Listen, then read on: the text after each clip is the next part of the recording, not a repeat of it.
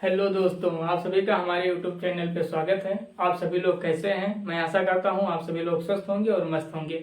आइए आज अपना नया टॉपिक स्टार्ट करते हैं। आज का हमारा नया टॉपिक है महत्तम समापवर्तक। देखिएगा, इसको शॉर्ट में बोलते हैं मासा और इंग्लिश में बोलते हैं एचसीएफ या हाईएस्ट कॉमन फैक्टर।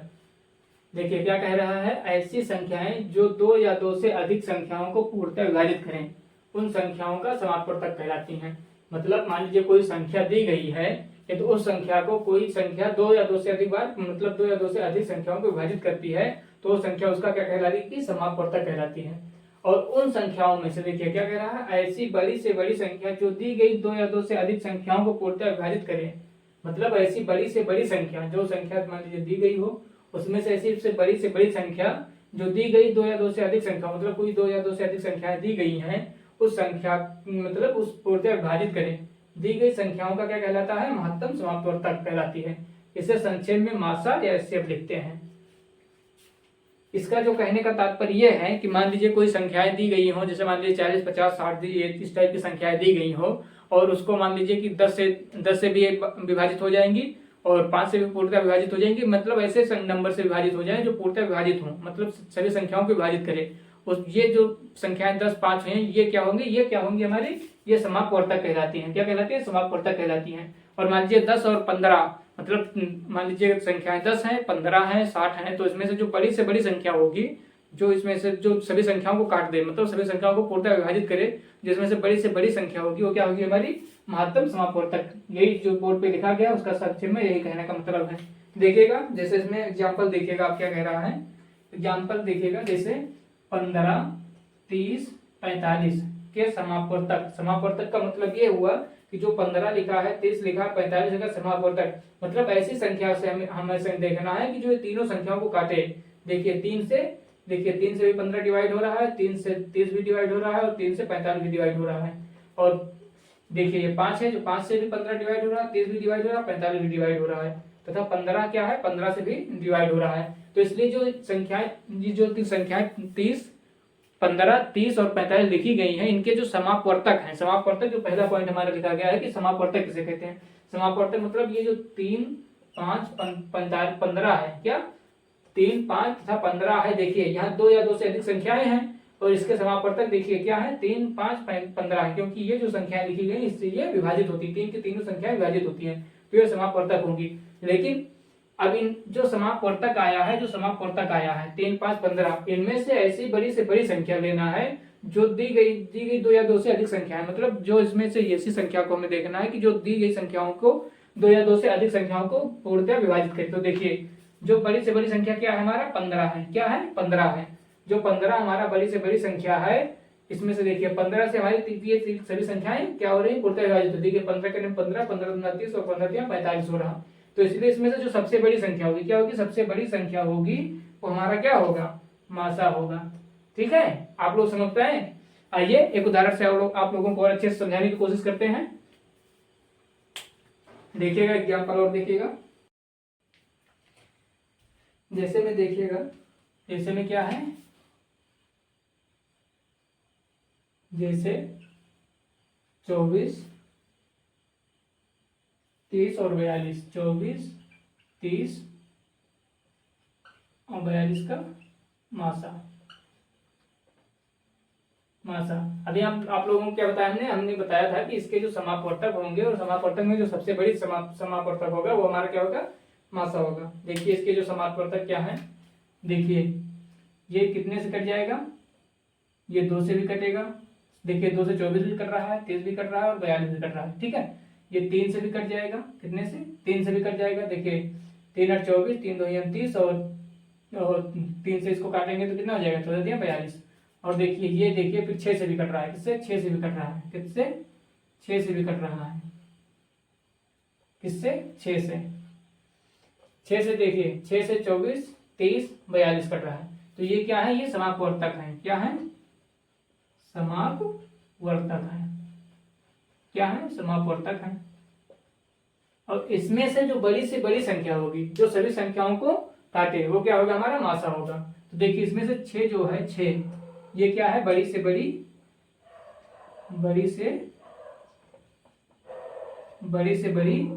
संख्या है, संख्या है जो दी गई संख्या को, सभी संख्याओं को काटती है। इसलिए जो 6 है, 6 संख्या है, ये हमारा क्या है, ये हमारा मासा है।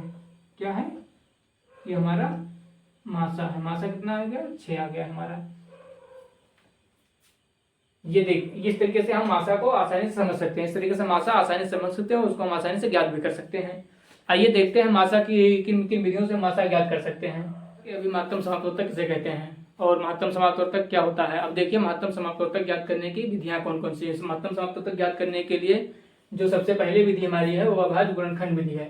अभाज्य देखिएगा, यहाँ पर जो अभाज्य लिखा गया है इसका क्या मतलब होता है, अभाज्य गुणनखंड विधि का अपनाया गया है। जो अभाज्य लिखा गया, अभाज्य का मतलब ऐसी संख्या से हमें उसको डिवाइड करना रहेगा जो एक से कटे या खुद से कटे।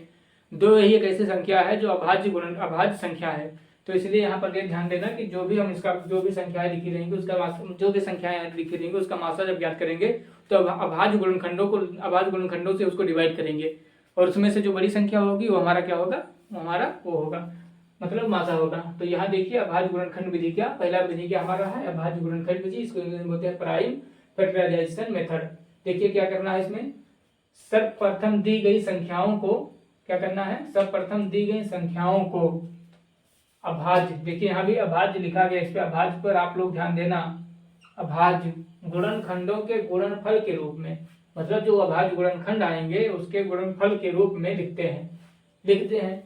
तत्पश्चात सभी संख्याओं में उभयनिष्ठ गुणनखंडों का गुणनफल ज्ञात करते हैं। मतलब जो भी संख्याएं आएंगी जब हम उसको अभाज्य गुणनखंडों में डिवाइड करेंगे तो उसमें वैसे जो सभी उभयनिष्ठ गुणनखंड आएंगे, मतलब जो पहली संख्या का गुणनफल रहेगी उसमें संख्याएं कॉमन रहेंगी, दूसरे संख्या में जो कॉमन रहेगी या तीसरी संख्या में जो कॉमन रहेगी उनका गुणनफल ज्ञात करते हैं। जो दी गई संख्या का क्या होगा, अभिष्ट, जो दी गई संख्या का क्या होगा, अभिष्ट मासा होता है। आइए इसको हम आपको एक उदाहरण से और अच्छे से समझाने की कोशिश करते हैं। देखिएगा उदाहरण क्या है, 24, 30 तथा 42 का मासा ज्ञात करना है। इसका मासा ज्ञात करने के लिए क्या करेंगे हम, देखिए 24, जो यहाँ 24 है इसका क्या करेंगे हम, प्राइम फैक्टराइजेशन करेंगे। प्राइम फैक्टराइजेशन क्या होगा, देखिए इसको हम पहले देखिए क्या करना है, ये 2 गुणे 2, देखिए 2 दूना 4 और 4 दूनी 8 और 8 तियां 24। देखिए ये प्राइम फैक्टराइजेशन है। देखिए ये 2 है, ये तो खुद से कटेगा या 1 से कटेगा, यहाँ 3 भी है, ये भी वैसे है। देखिए यहाँ 30 को देखिए, 30 को देखिए ये 2, देखिए 2 हो गया। अब इसको 2 से तो ये 15 आ जाएगा काटेंगे तो फिर 3, इसको 3 से फिर काटेंगे तो 5 आ जाएगा, फिर किससे कटेगा, 5 से कटेगा। तो 2 तिहाई 6 और 6 पंचे 30। ऐसे देखिए 42 है, क्या 42 है। देखिए 42 में क्या है, 42 को हम क्या करेंगे, पहले 2 21 हो जाएगा, फिर 3 से कटेगा, फिर 7 से कटेगा। देखिए 2 तिहाई 6 और 6 सते 42। अब ध्यान देना क्या कहा गया है, सर्वप्रथम दी गई संख्याओं को अभाज्य गुणनखंडों के गुणनफल के रूप में लिखते हैं। तो हमने क्या किया, जो मासा ज्ञात करना था हमें, तो जो संख्याएं दी गई थी उनको हम अभाज्य गुणनखंडों के गुणनखंड के रूप में लिख लिए हैं। देखिए यहाँ भी 2 2 2 और 3 है, यहाँ पर भी 2 3 5 है, यहाँ 2 3 7 है। ये अभाज्य गुणनखंड हो गए इन संख्याओं के, 24 30 42 के अभाज्य गुणनखंड हो गए। यहाँ तक तो आप लोगों ने समझा कि मतलब जो संख्याएं दी रहेंगे उसको अभाज्य गुणनखंडों के गुणनफल के रूप में लिख लेते हैं। तो यहाँ पर लिख लिया हमने। तत्पश्चात क्या करेंगे, उस सभी संख्याओं में उभयनिष्ठ गुणनखंडों का गुणनफल ज्ञात करते हैं। देखिए उभयनिष्ठ क्या है, देखिएगा ध्यान दीजिएगा आप लोग, यहाँ पर भी 2 3 उभयनिष्ठ हैं, यहाँ पर भी 2 3 है और यहाँ पर भी 2 3 है। ध्यान देना, देखिए यहाँ पर भी संख्या काफी लिखी गई है, लेकिन उससे हमें नहीं मतलब है। जो संख्या उभयनिष्ठ हो, उभयनिष्ठ का मतलब जो संख्याएं सभी में कॉमन हो। उभयनिष्ठ का मतलब हुआ, उभयनिष्ठ का मतलब हुआ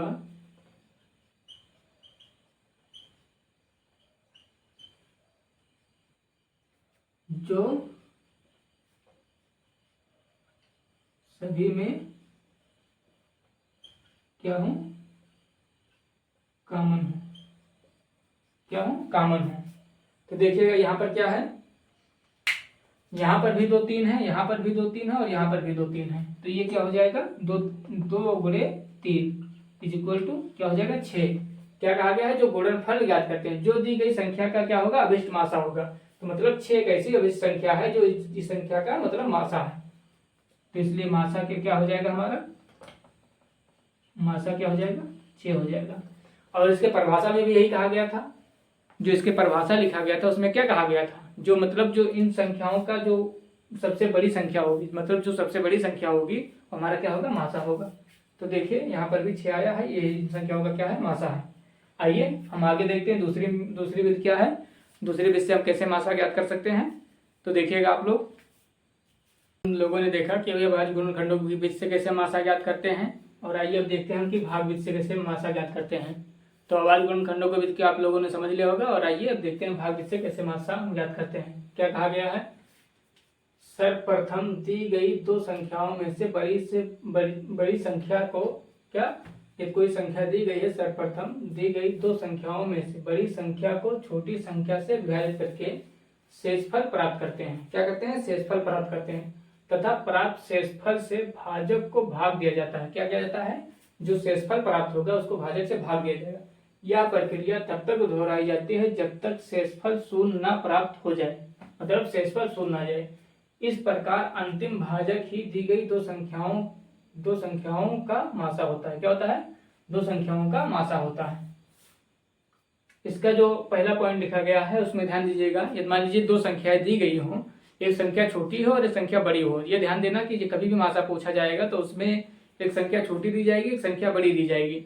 यदि भाग विधि से उसको हम ज्ञात करेंगे तो भाग विधि से ज्ञात करने के लिए जो संख्याएं होंगी, जैसे बड़ी संख्या होगी और छोटी संख्या होगी, तो छोटी संख्या से हम बड़ी संख्या को भाग देंगे, और भाग देने पर जो शेषफल प्राप्त होगा उससे हम फिर छोटी संख्या को भाग देंगे। ये प्रक्रिया तब तक दोहराएंगे जब तक कि मतलब शेषफल क्या हो, 0 न प्राप्त हो जाए। या जब 0 प्राप्त हो जाएगा तो जो अंतिम भाजक होगा, मतलब जो अंतिम भाजक हमारा होगा वही हमारा दो संख्याओं का क्या होगा, दो संख्याओं का मासा होगा। और मान लीजिए 3 संख्याएं आ जाए या 4 संख्या आ जाए तो हम मासा कैसे ज्ञात करेंगे, उसमें के लिए आप देखिएगा नेक्स्ट पॉइंट। देखिए, 2 या 2 से अधिक संख्याओं का मासा ज्ञात करने के लिए पहले दो संख्याओं का मासा ज्ञात करते हैं। क्या करते हैं, ये 2 या 2 से अधिक संख्याएं आ जाएंगी तो सबसे पहले दो संख्याओं का मासा ज्ञात करेंगे। तत्पश्चात जो मासा आता है उसके साथ तीसरी संख्या का मासा ज्ञात करते हैं। क्या करते हैं, मान लीजिए दो संख्याओं का जो मासा आएगा उसके साथ तीसरी संख्या का मासा ज्ञात करते हैं, जो दी गई संख्याओं का अभिष्ट मासा होता है। अब ध्यान देना, मान लीजिए दो संख्याएं हैं तब तो आप छोटी संख्या से बड़ी संख्या को भाग दे देंगे, और जो शेषफल पड़ेगा शेषफल से पहले फिर छोटी संख्या को भाग दे देंगे। इस तरीके से भाग देते जाएंगे, और जो शेषफल जब 0 प्राप्त हो जाएगा वही हमारा जो लास्ट अंतिम भाजक होगा वो हमारा क्या हो जाएगा, मासा हो जाएगा। लेकिन यदि 2 या 2 से अधिक संख्याएं जाए तब क्या करना है, ये तो सेम जो प्रोसेस है सेम अपनाना है, जो पहला प्रोसेस है, मतलब दो संख्याओं का हम पहले क्या करेंगे, दो संख्याओं का हम मासा ज्ञात कर लेंगे, और जो मासा प्राप्त होगा वही भाग विधि से मासा ज्ञात कर लेंगे। और जो मासा हमारा प्राप्त होगा जब मासा प्राप्त हो जाएगा उस मासा को हम तीसरी संख्या के साथ क्या कर लेंगे, फिर वही मेथड, जब मासा प्राप्त होगा, मासा हमेशा छोटा प्राप्त होगा तो मासा से हम जो तीसरी संख्या रहेगी उसको हम भाग देंगे। भाग देने के बाद में उससे हम जब 0 प्राप्त हो जाएगा तो वो जो अंतिम भाजक होगा वही हमारा क्या होगा, मासा होगा। लेकिन मान लीजिए 4 संख्याएं होंगी तो ये तो इनका जब ज्ञात हो जाएगा तो फिर हम नेक्स्ट जो मासा प्राप्त होगा उसके साथ में हम चौथी संख्या के साथ में मासा ज्ञात कर लेंगे। आइए इसको हम आप लोगों को एक उदाहरण से और अच्छे से समझाने की कोशिश करते हैं। देखिएगा उदाहरण क्या है,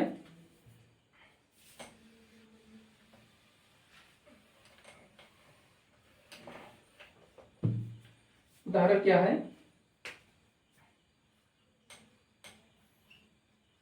उदाहरण है 144, 180 तथा 192 का मासा।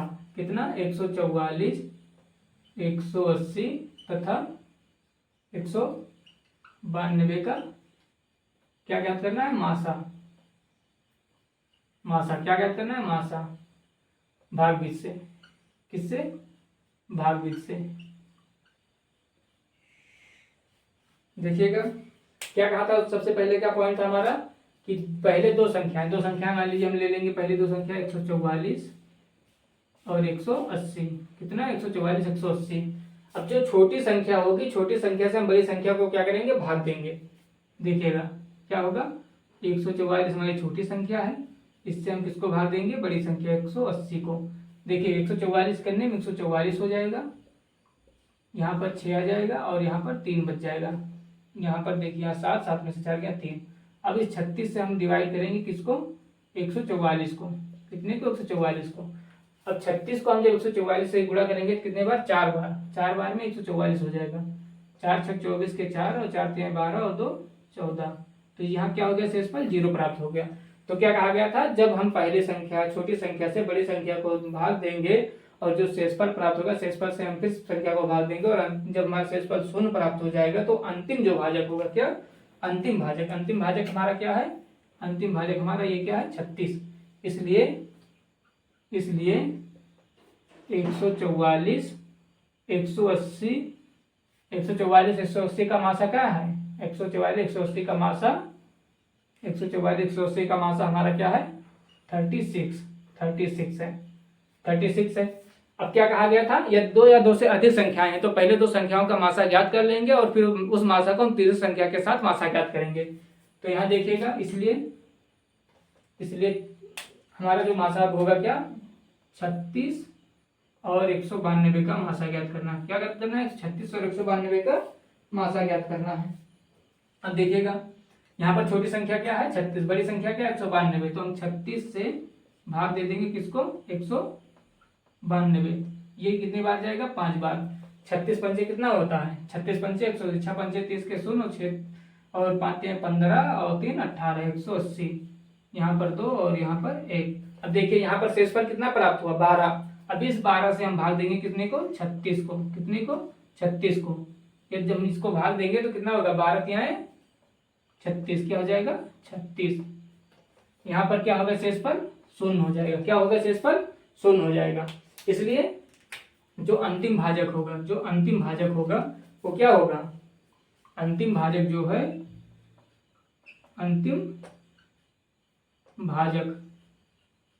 जो अंतिम भाजक है वो हमारा क्या होगा, मासा होगा। अंतिम भाजक क्या होगा, मासा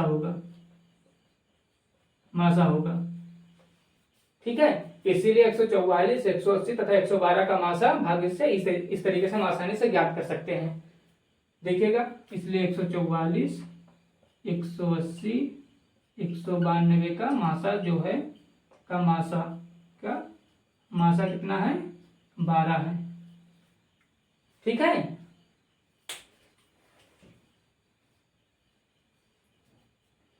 तो इस तरीके से आप सभी लोगों ने देखा आज के हमारे जो इस वीडियो में आप लोगों ने कि महत्तम समाप्तोत्तर किसे कहते हैं, महत्तम समाप्तोत्तर किसे कहते हैं और महत्तम समाप्तोत्तर किसे कहते हैं, और महत्तम समाप्तोत्तर को ज्ञात करने की कौन कौन सी विधियां हैं। महत्तम समाप्तोत्तर के ज्ञात करने की 2 विधियां, भाज्य गुणनखंड विधि और भाग विधि। हमने दोनों विधियां आप लोगों को समझाया। मैं आशा करता हूं कि आप सभी लोग हमारे द्वारा दी गई क्लास से अच्छे से संतुष्ट होंगे और आप लोगों को क्लास अच्छे से समझ में आई होगी। तो आप सभी लोग हमारे वीडियो को लाइक, शेयर और सब्सक्राइब कीजिएगा और सपोर्ट कीजिएगा।